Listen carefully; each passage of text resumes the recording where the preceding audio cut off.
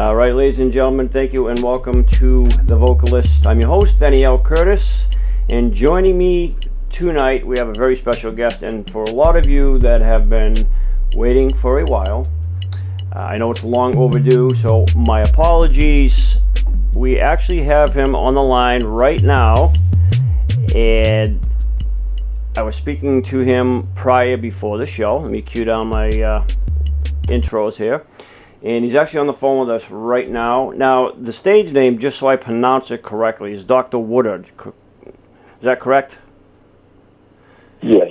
Okay, all right. So I just wanted to make sure that I get his tag name down correctly. And again, guys, you can, if you're not a member of SingSnap, you can always go to SingSnap. I've watched quite a few of his sessions, and I can tell you that he is quite the amazing artist as well as an awesome and amazing gentleman. So you would love to watch his videos and listen to his music. He's really fantastic. So without further ado, Dr. Woodard, thank you so much for joining me tonight. I do appreciate it. So you and I were just speaking about music and a little bit of your background in your growing up, and you were explaining to me how really you didn't have an influence of music, or rather nobody inspired you with music, but you were surrounded with music. So if you kind of want to take it over from there and just explain that a little bit further. Oh, yeah. And good evening to all of your listeners, and I'm so happy to share with you in this way, because we don't really all know each other. Some of us have QSO'd each other like you and I for years.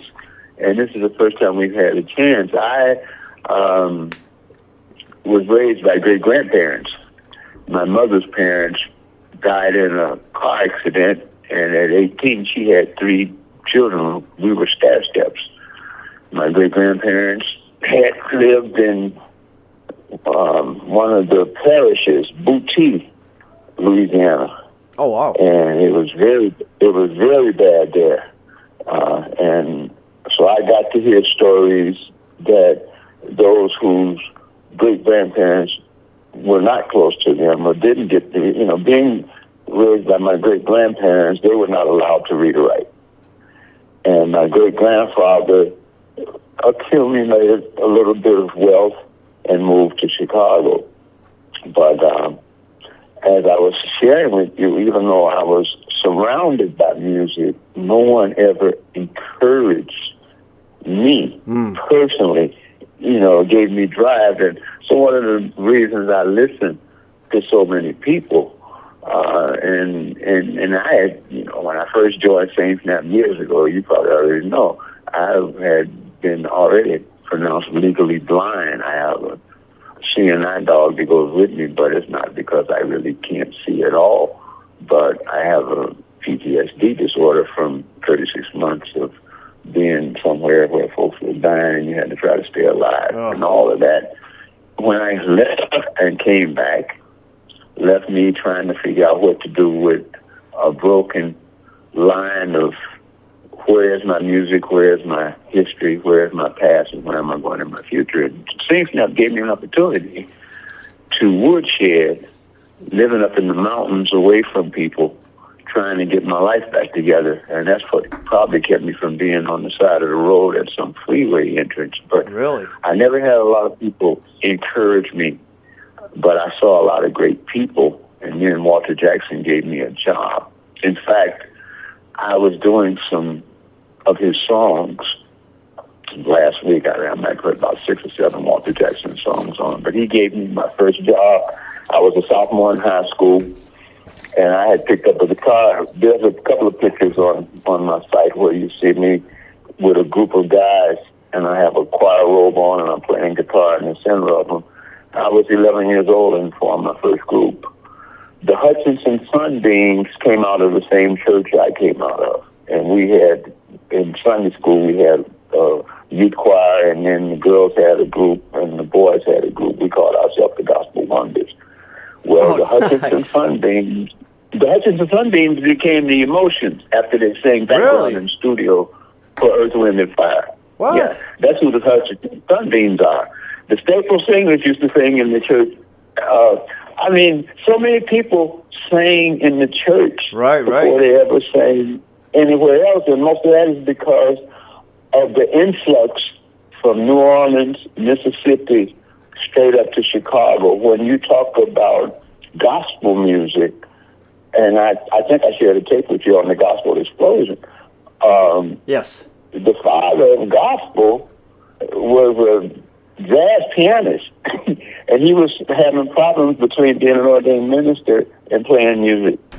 But W.C. Handy became known worldwide because Mahalia Jackson and all kind of people of acclaim in the gospel music industry sang his music. And it was, Mahalia, they thought Mahalia's music sounded too close to jazz music, and they ran out of a lot of churches in the South. So the blacks who migrated north started a cross between the blues and the jazz in the Deep South and the old slave chants from slavery. And that found its way into the big, sophisticated churches of the North, where they had these books that they sang out of. And the music was bluesy. So some of the bigger churches didn't get with that right away. But before long, after hearing other people singing, people started forming gospel choirs. And that's where you get James Cleveland, Albertina Walker, the Caravans, and all those groups. And most of those groups were in Chicago before they traveled other places, because a lot of places we couldn't even play. You travel somewhere and you couldn't find a hotel.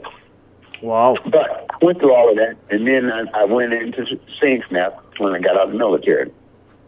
And I decided I was going to pick up a career that was interrupted by the draft. I had already played with Walter Jackson as a sophomore and played all of the theaters. Now, for those, guitarist and, so for those who don't know, for those who don't know, Doc, who Walter Jackson is, can you explain who Walter Jackson is? Walter Jackson was born with polio. He was born in Alabama, and his family moved to Detroit. He had a tremendous gift. I mean, he played piano, and he could sing. He wanted to be one of the Temptations, but the audition was in New York, and he couldn't walk out on the stage because he was in a wheelchair. That forced him to get braces for his legs and some silver crutches. So when you see pictures of him, you'll see the silver crutches. And he learned to walk out on the stage because he couldn't become a Temptation. Oh, wow. And he would walk out on the stage, and at first people wouldn't know because he had polio how to feel. But when he opened his mouth and sang, it was a whole different story. I'm just a protege of his, and to give you an idea, I had no idea, because when people ask me, I say Luther. Walter gave me my first job, and Walter will always be my first hero as far as male balladeers, because I knew him personally for so long, and because he was handicapped and in a wheelchair, I got to be his valet at times when his valet had to go to pick up shirts and stuff between shows, or I got to be the chauffeur when we had a long drive, and the chauffeur needed to get some sleep because after the show we were hitting the road again, and there was three of us to travel with him. I had all of his music. I passed out his music to Red Saunders, that was at the Regal Theater, to Sly Hampton. Wow. And all of the big bands at those theaters. I directed those orchestras in high school. So you were like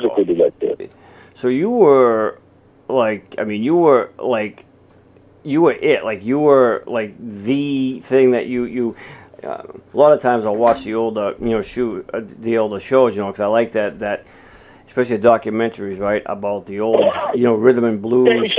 Yeah, and I mean, so you were it, man. You were like the guys driving around town to town, state to state, doing gigs, the overnighters, you know what I mean, like packing up your equipment, unloading, just hustling.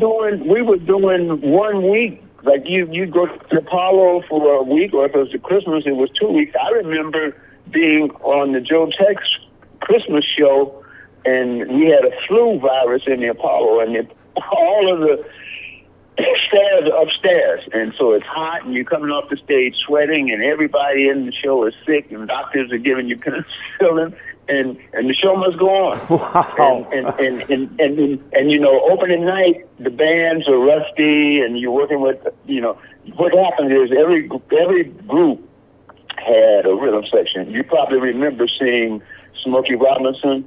Yes. The Miracles, where there was a guy named Marvin Tarpon, the guitar player was in the picture with them. Yeah. Cornelius Grant. You see Cornelius Grant's name on some of the Temps songs. That was their guitarist. I traveled with Martha and Vandellas before I was drafted. Walter lived in Detroit. Ed Wingate owned Rick Tick World Records, and the Golden, on the 20 Grand, it was a big ballroom casino kind of place. And so a lot of young artists were starting in Detroit. Edwin Starr, that was on Rick Tick Records. What is war? What is it good for? The Fantastic Four, the whole world is a stage. I was a studio musician when Walter wasn't working, and I always had work in Detroit. And then when people would go on the road and Walter wasn't on the road, I would get on the road. So a lot of people I've worked with as their guitarists. William Bell, when he was recording Everybody Loves a Winner, When You Lose Alone. And, of course, on those recording dates with William Bell, that's stacked. So the horns would have been, the Watt Stack horns were the Barcades, who were the horns on all of Otis Redding's dates. I played with all those guys. Booker T and MGs were the rhythm section, and Isaac Hayes was the producer at Stax before he started singing. You know, so growing up on the road before I went in the military, I met all kind of people, and then I won the Best of Festival Performing Art in 1976, and got to TDY. They sent me from Korea, because that's where I was stationed at then. I had to come back from Nam. And they sent me from the 2nd Infantry Division, Korea, to 3 weeks of rehearsal at the Watergate to perform at the Spirit of America. Wow. The 200th anniversary. And, of course, Gerald Ford was the president, and he had just pardoned Nixon. And they picked me to do the civil rights movement because I had marched with Dr. King, and most of the civil rights songs that they sang, I had played them at all the rallies. You know, like, come on, you bourgeois Negroes with your college degree, and don't forget how your grandmammy had. So you are living. You're living history, though, Doc. You're living like. This is why I love talking with people. Man, I went out on the stage, and my parents were there the night that the president was there. And so when I won Best of Festival, they asked me to do some civil rights songs. So I was doing, oh, freedom, and ain't gonna let nobody turn me around. But for my mother, I wanted to do something different. And I didn't think about it because I was playing with acoustic guitar and no band. So nobody ever rehearsed any music with me or told me what I could or couldn't play. Right. And in front of Bill Ford, I sang these words. It was the middle of the summer, 110 degrees, living in a crowded party, big back flies and fleas. I went outside in the middle of the night. All I had was a match in my hand, and I wanted to fight. I said, burn, baby, burn. Couldn't get no oil from Rockefeller's well. Couldn't go and get no gas from diamonds from Tricky Dickie's mine. If I can't live this American dream, it won't be water but fire next time. Burn, baby, burn. I sang a song they had never heard, and you could have heard a mosquito piss on cotton. And I guess I was blackballed in New York. Because that's in the U.S. Archives. That's in the nation's archives. I sang Burn, Baby, Burn in front of Gerald Ford. And they were so mad. Before I could see my parents and everybody was there to see me, they had to call me. I was still in the uniform. What was happening? They were going the fuck off. And I said, that was a civil rights song. And nobody understood it. But nobody told me I had to play. Y'all asked me to play civil rights songs. You didn't tell me which ones to play. Oh, and I was honest. I was honest. You know, and I showed my black behind.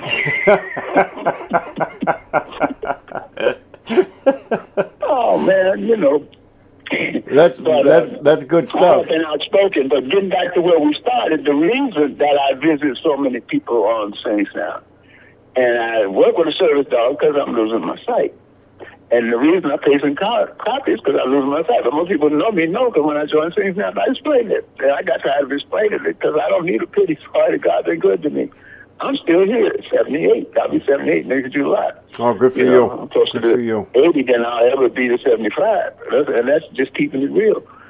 But I eat healthy, I exercise, I run on the beach with my dog, and I try to read at least 2 books and stay active. I think singing is very, very vital because everything is interrelated with frequencies. That's how come he that understands music understands the cosmos. Because there is a key that unlocks every message. I remember you saying and that. If you go into any music store and you find middle C on the piano and you hit it, every baby grand in that piano in that room will resonate and you'll hear it. That's interesting. Birds fly top speed and change flight. A flock of birds will change flight instantly, and none of them bump into each other. That's frequency. That's vibration. That's pitch. That's tone. That's everything that you learn as a vocalist, even if you don't understand the dynamics behind the principles. And if you were going to teach somebody how to sing and really have power and really get their abs, shut your mouth when you breathe and breathe through your nose. It sends it down deeper. It will increase your range. And I'll always be thankful for Dr. Harris. They called her Should. She's not active anymore. But she was a doctor of, what do you call it? I know it's a big term for what she does, but like funeral embalming, the funeral director is what they do. Oh, okay, yeah. She did that. And she put choirs together, and she was a voice coach. And I went through her training, got a degree in her training. And my falsetto got higher, and my bass got deeper. And my breathing, you can't hear me breathe. See, if you want to record jingles or anything you want to do that's studio, you don't want to hear the breathing in your singing. Right. So when you breathe in, you close your mouth and you breathe through your nose. That's how you get long. All your opera singers do it. You never hear them in the mic, But those kind of tips, nobody gives you. It's like people that are so envious and jealous of somebody if they got to give, that if you try to tell them something, they all upset because you paste and copy the message without knowing you're blind. You know what? I agree with you 100%. And a lot of, to your point about that, that's always been, years ago when I was on the road and I'd go up to, Vegas or what have you and stuff. Doc, you still there? Oh, hold on. Hey, Doc, you there? Hello? Yeah. Yeah. Oh, that was weird. I'm still here. It was weird. I was just talking to you, and then for some reason, I hear the phone ringing, and it's you on the other end calling back in again. I did too, but it might, That's weird. An international connection, and oh, it might have been an area blackout. Where, gotcha. Okay. The line went out and came back on. Well, it was weird because it happened for like a split second, like not even. Yeah. That was weird. But like I was saying, when I would go to, for example, when I won the nationals, and they flew me to Las Vegas, right? One of the things, and this was when I just got out of, I said, this is my last contest. I didn't like doing competitions because, number one, I don't like the way something's already preset. A lot of them were just rigged.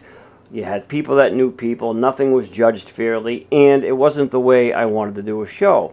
So I said, well, no matter what the turnout is, after this last competition, I says, I'm done. Well, I ended up winning the Nationals.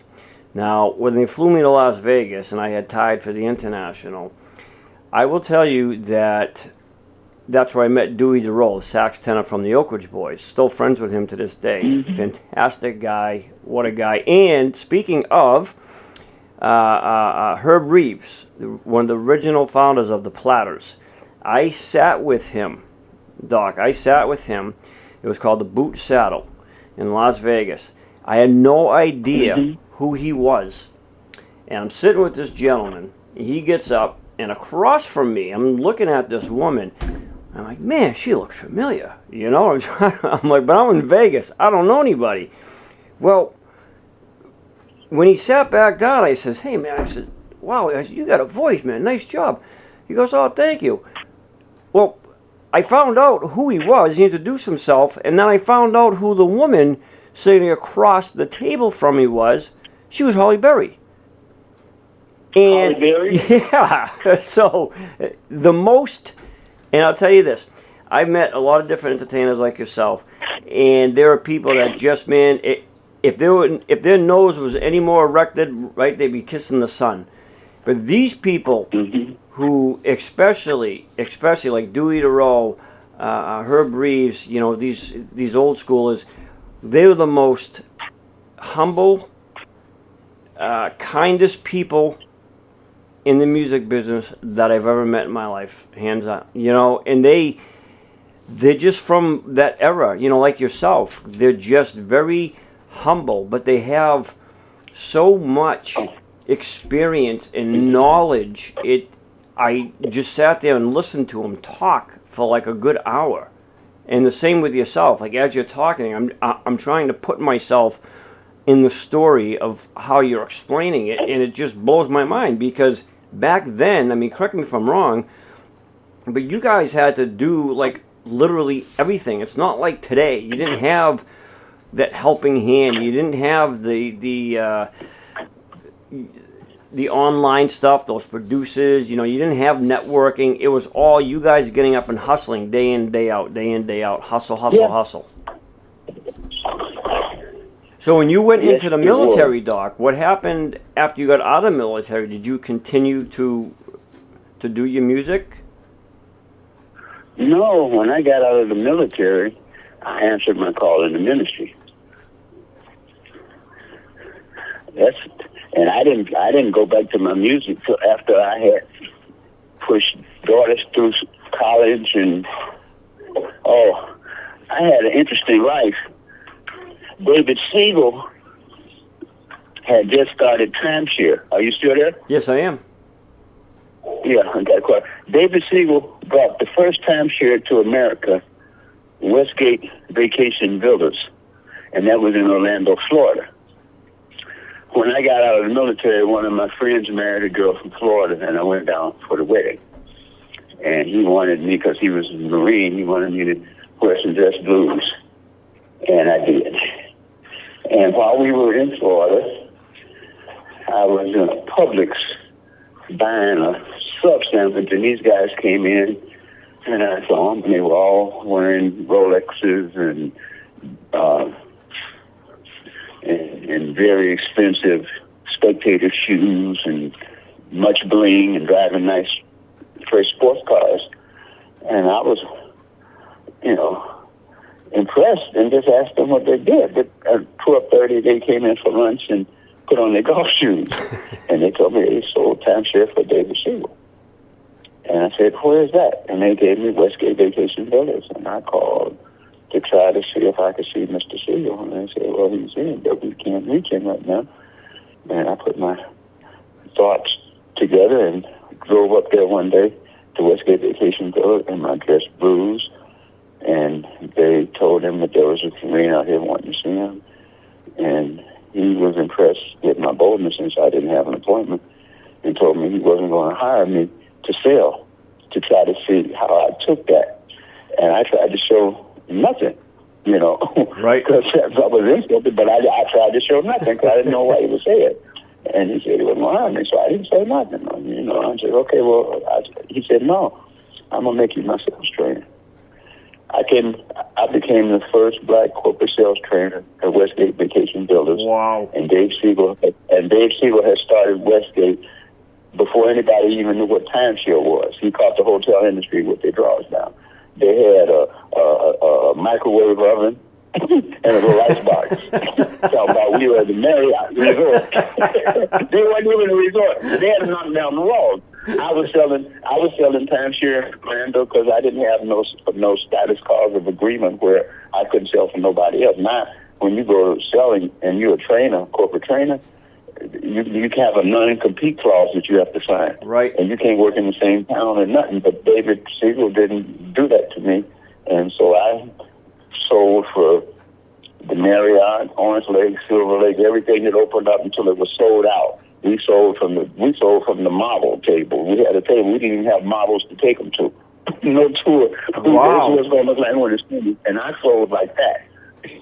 Wow. You know, so I made a reputation in the industry for being a salesman.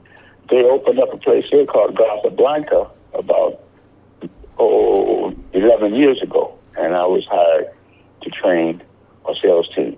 The last sales team I had trained before I came to Mexico, Nassau, Bahamas. When you see the Atlantis, Yes. Atlantis was built by people from Festiva, that's the Biltmores in North Carolina. I was a sales trainer with Festiva Resorts. They have the Atrium in St. Lucia, and they have another resort in St. Kitts. If you're down in Charleston, South Carolina, Church Street Inn, that's one of our properties. Merle's Inlet Golf Course was one of our properties. So when I was in Charleston, I had a catamaran, because we had a fleet of catamarans that you could substitute with the timeshare. I know we're not talking about sales, but I'm just trying to let you know. Yeah, no, I love it. I love it. What I did before I went back to playing music, I was selling timeshare to put two girls through college. And people would talk about I dress with flashy clothes and this, that, and other. Well, if you're selling a $25,000 ticket item and you're a minority person and you don't look like you have $10, then nobody's going to trust you. That's right. That's right. You know? Yeah, I wasn't trying to impress anybody. And people mistake because they don't look at it from the other side. Correct. You know, we have to fake it till we make it because we don't have any privilege. Right. And that's not knocking nobody to have privilege. I just never had any. You know, I had a scrape and scrawl, but I know a God, and that's where my story gets real good, because I know a God that can change hatred. I know a God that can cure cancer. I know a God that can keep His promise. Right. You know, and I'll tell I anybody. agree. I agree. Everything I know about God, He's a God of contract. He says, if my people, or if you do this, I'll do that. That means there's a condition that you have to meet to get His pardons. You know, if you don't ask for forgiveness, you must confess with your mouth and believe in your heart. That's in one line of whatever religion you believe in. Usually there's something similar to a golden rule. That's just basic, you know, lineage of any kind of faith-based belief. And when you got a faith-based belief and you pray in Christ that you can get ready to go out and kill somebody, that takes me back to what I know. In the Revolutionary War, both sides sang "On with Christian Soldier." Yeah, the irony, right? I mean, the irony of that, right? It's. I said the irony of all that. Yeah. The thing is, on with Christian soldier, and father shot his son, and brother shot brother. Right. You know, and when I tell people, when they talk about taking back their country, I didn't land in Normandy for another nation. I wasn't one of the frozen chosen in Korea. I love America, but I know it's not a nation. Oh, say does that star-spangled banner. It's a banner flies over a corporation. Right. Right. I and that's agree. another conversation we can have, and I can give you some evidence about what I know about that. But once I realized I didn't know the truth about anything, because I've been called nigger most of my life, right? And nigger don't have a language or a land, so there can't be no people called nigger people because they don't have a language or a land. But it took me a college degree to figure that out, because I've been lied to about everything. So I went back to the first lie I could remember. The Easter Bunny. I grew up in church, grew up in the Scouts. So that little yellow bandana told everybody to kick my behind that saw me walking down the street trying to get back and forth to church. So I had to be tough as nails because I was the oldest brother, and the buck stopped with me because my great-grandparents raised me. There was no other mute in the house. Gotcha, yep. So, yeah, I learned to fight in Chicago, and then I filed conscience objection to the war. And then I enlisted because Marines don't take bad dodges. No, you're right. You're right. Yep, you're absolutely right on that. My stepdad was a Marine, so. So when the FBI found out where I was, I had distinguished myself. Re-enlisted, got a couple of big cash bonuses, and didn't go nowhere to die for my country. If somebody else wanted that opportunity, I would give it to them, but I wasn't going over there to die. and Congress didn't declare the war. That was just, how I felt. And then when I moved to Oregon, I was active in an all-white VFW post, and everybody up there was getting ready to take their country back. And I loved all of them, and I rode horses with them and rodeoed with them. And I held toys for tots, and Hell's Angels drove up in there, and the Marine Corps founded the Hell's Angels. A lot of people don't know that. Hello. Yeah, isn't it? I mean, isn't it amazing though? Right. Anything I tell you, you Google it with your cell phone. You don't have to go to college to get a PhD to find out if you've been lied to. But if I tell you something, brother, you can find out, because I was lied to about everything I ever thought I knew, and I had to go all the way back to the first lie. If the computer short circuit, then you don't go back as far as you can go. It never works right. So my lie was the Easter Bunny. Now, this Easter Bunny, Christ done died, he done rose with all power, and then you're going to go out and get your new clothes dirty, crawling around in the grass looking for an egg. That's a chicken egg that was laid by a rabbit. I mean, yeah, you think we messed up? And so we got shit in our childhood that we're going to have to go back and correct if we're going to be right. I went all the way back to the Easter Bunny. Why did the Easter Bunny color her eggs, Denny, and hide them? Let me tell you why. Wasn't she a little white rabbit? Didn't she have a chicken egg? She screwed a black rooster. Supremacy and race hatred has been along. You don't ever get up on with the chickens and the rabbits. I guess, because that makes more sense to me than what they taught in church. Christ died, go and find an egg that the rabbit laid. My parents told me that. So I can't hate nobody, because I realized everything I thought I knew was a lie. Correct. If I say to you, como se llamos? If I say, what's your name? What are you going to say? Well, Denny. What's your name? Yeah, Denny. What's your name? Okay? You didn't have to say, I believe or I think. Right. If I couldn't say nothing to everybody that's listening, take this with you. What you think and what you believe is not what you know. You know your name. You never said, I think or I believe. That's how sure you are of it. Anything that you have to think or believe has not been proven to you. I agree. I agree with that. I agree with that 100%. And those are the kinds of things that we can talk about to help people, because people believe a lie before they'll search the truth. I mean, come on. The first emblem of the United States was what? A red snake. It said, don't tread on me. I did not know that, really. No, the eagle's a bird of prey, but the first emblem the United States had was a red snake. If you go to the dollar bill and you look in the eagle's claw, you'll find a metaphysical number hidden there. There were 13 berries in that eagle's claw. When you look, you can count them, magnify the glass. In that eagle's claw, you'll see 13 leaves. You'll see 13 arrows. The arrows represent the native Aborigine people the land was stole from. And you're not supposed to say America was stolen property. Like, you come in here and discover my house while I'm at work, you're a thief. I mean, we got to deal with the truth. And music gives us opportunity to do that. See, because you can write your own songs and tell your own story. It's nice that you said that, because a lot of times, and you hit the nail on the head to what I was literally just thinking, is that there's so much propaganda out there. And I agree with what you said. If you have to think about something from a question that is asked of you, then yes, you are not told the truth, or you don't know the truth. It's just that simple. It's like Henry Ford once said, right, where a lot of these kids these days, everything is Google research. They don't know how to do research. They don't know how to think. And a lot of times people today will use everything and anything that they can as an excuse as to why they can't, right? And watch this. If I tell you to close your eyes, and you're on a Mississippi field and there's a cross burning and there's some guys riding horses with white uniforms on, you see what they have on and you recognize the Ku Klux Klan. Now I tell you, open your eyes and then close them again, and I'm going to take you to Rome. You're in the Vatican. Look at the Pope real closely. What has he got on? His robe. He's been hoodwinked and bamboozled in plain sight. Yes. And most people never see it. Yes. And most people never see it. Yeah, you know what? I'm glad you got a chance to.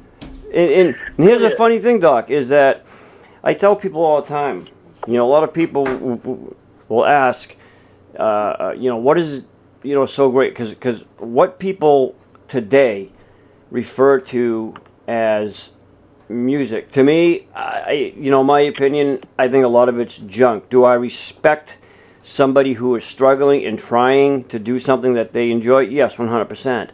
But music, as I explained to people, it's been in, and you kind of touched on it earlier, music is the foundation. It was the very existence of all things creation.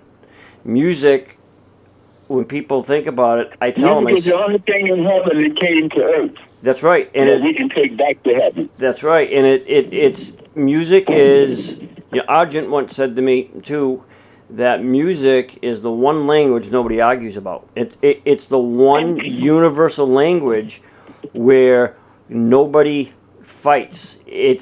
And you hit on it a little bit, which was really cool. That I liked how you said that about the whole synchronicity, the pitch, the tones, the vibrations, which I never thought of, right? Because I'm big into believing that... Well, you know, there are other dimensions, and they use terms like quantum physics. Quantum physics, the least common denominator of all matter is molecular structure. Right, right. And you cannot see the atom, but if you split it, you can get a nuclear explosion.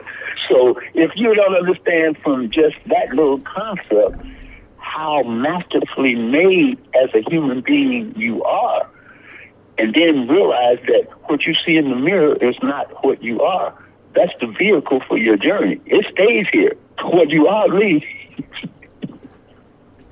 Man, and religion made simple is that you can't stay here forever. You're in a vehicle that you think is you, but it's got to stay here, and when you leave, you got to go somewhere else. So now, since you got to go somewhere and you only got two choices, which one are you going to make? I'm not going to preach heaven or hell to nobody. Right. I'm saying you got somewhere to go when you leave here, and you probably ain't made a plan yet, but you probably need to find the source before the source finds you. Last time I checked, God was the source of everything.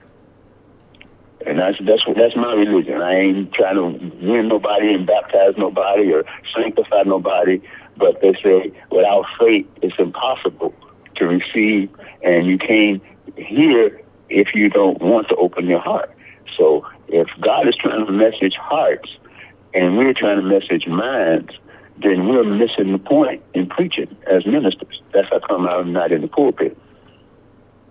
Well, and that's definitely a common denominator with everything that you and I have been discussing tonight, you know. And one of the most interesting things, aside from speaking with people, that I always love to find out, and I know we've been on the phone for a little bit, so I won't keep you. We got a couple more minutes anyways.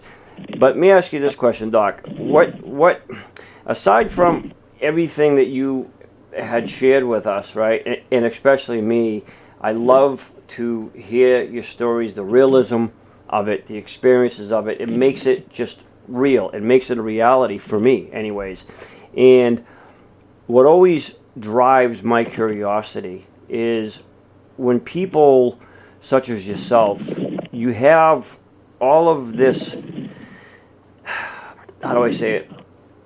You're comprised of complexities, if you will, with the experiences, the knowledge, the places you've been, right? Because our minds... Wait. Johnny Rivers recorded "Baby, I Need Your Lovin'." Yes. Okay? But you know the Four Tops recorded it first. I did not know that, no. No, I did not know that. The Four Tops recorded the original. That's how. But this is what I'm trying to tell you, my history. I remember playing the Henry Wynn tours that would be done in the armories. And I guess that's because the military was close by, you know. And in the armories, when you play, a black act played in the armories, in the center of the armory was a rope. And the white people were on one side of the rope and the black people were on the other side of the rope. And we could play in those towns, but we couldn't stay in none of the hotels. We had to finish and drive on to the next gig. So did that make your music? Did that make the music for you guys back then? Like, was that more? I mean, I know the segregation of it, but what I'm trying to learn. Obviously, I wasn't living that era, but when you guys would go out on the road and you would do your shows, and they had that separation, right? How did that impact your overall show, your performance? Like, I mean, did you guys have a difference when, say everybody was joined or versus when it was split? Did that make a difference with you in regards to your actual music? Man, when we were coming up, you had to submit to the dominant culture in ways that you don't have to submit now. See, people don't ask questions why Little Richard and James Brown and Michael Jackson all did their hair the way they did their hair, for example. How come they didn't wear a fro? Well, people used to process their hair to make it straight so they could look like the white stars because, wasn't nobody hiring black people to do anything unless you had something like a nanny role or a comedian, and even the comedians in the early days had to be careful.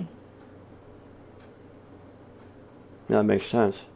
Anything, as long as you don't bash gay people or do like that.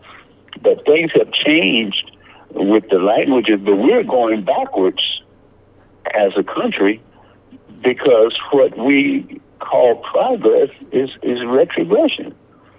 If you look at the cycles that the country has went through, and you look at economic plans, and you look at how many people are living in, not just in the United States, but on the planet, and how many are in denial, not just of an election, of global warming, when you see all the people dying from all the catastrophes that are caused because of it, people would rather believe a lie than the truth.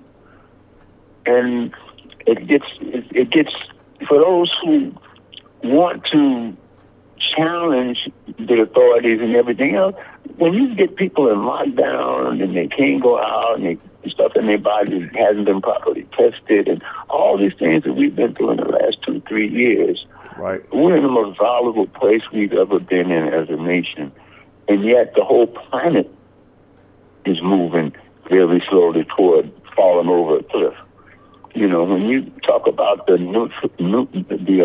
nuclear plant in Russia that they're so close to dropping nukes on, that's,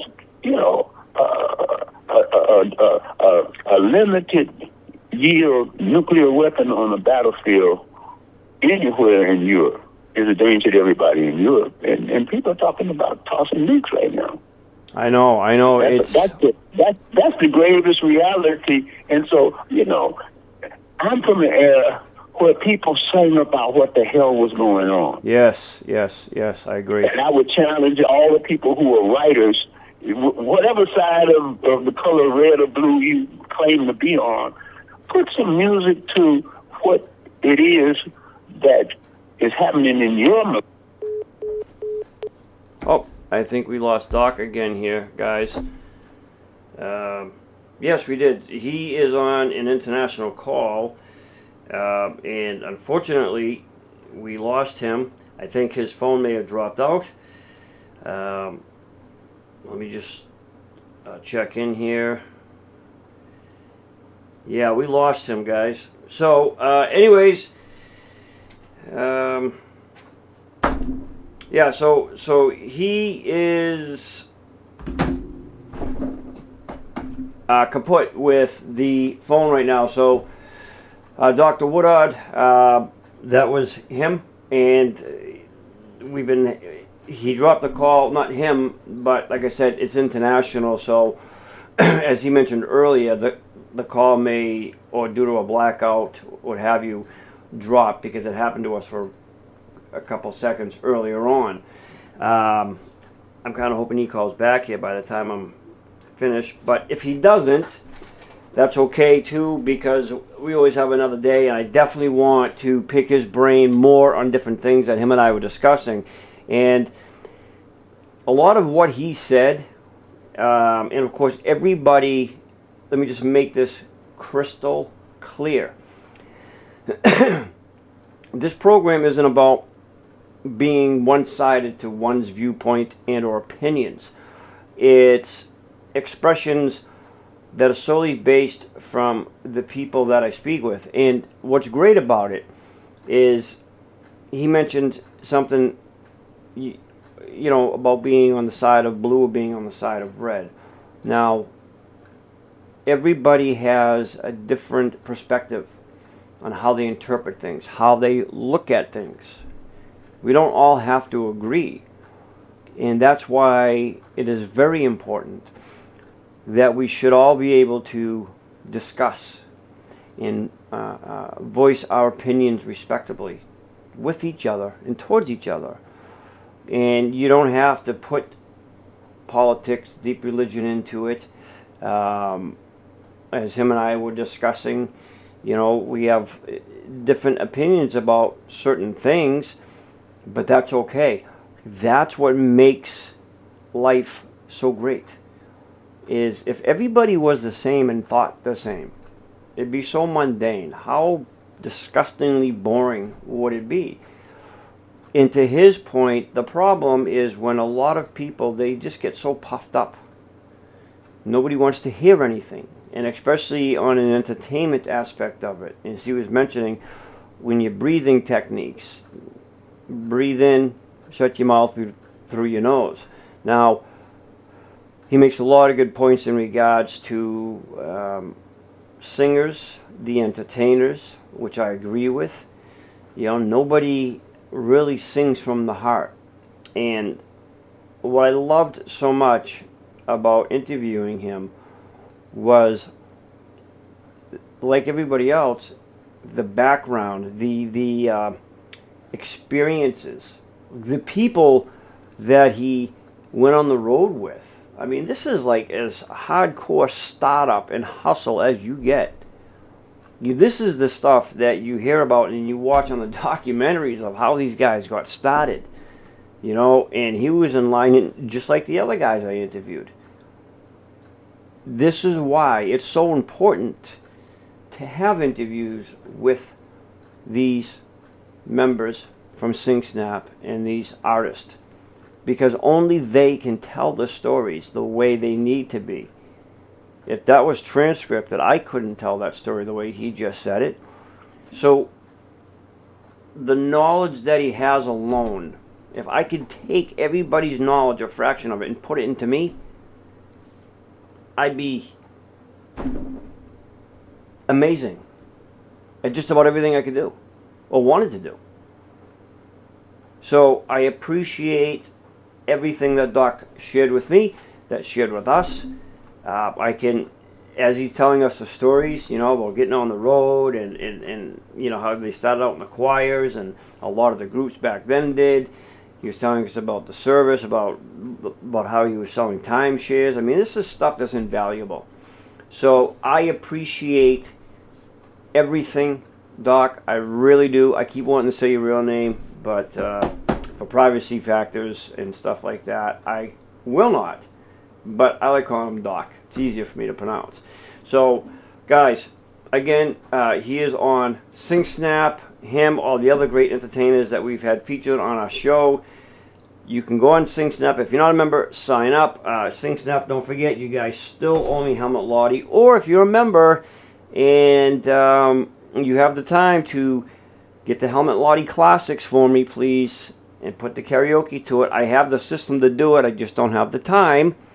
I would very much love you more than I already do, and upload it for karaoke for me and put hashtag #LDENNY. So guys, that's all I have time for. I'm a little bit over, but nonetheless, that was Dr. Woodard.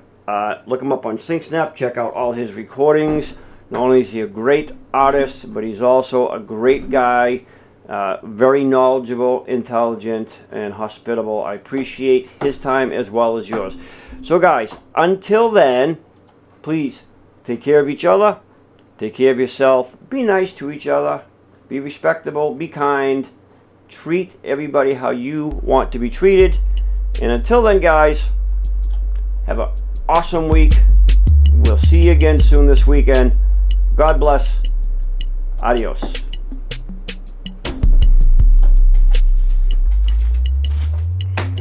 Too bad I lost them here.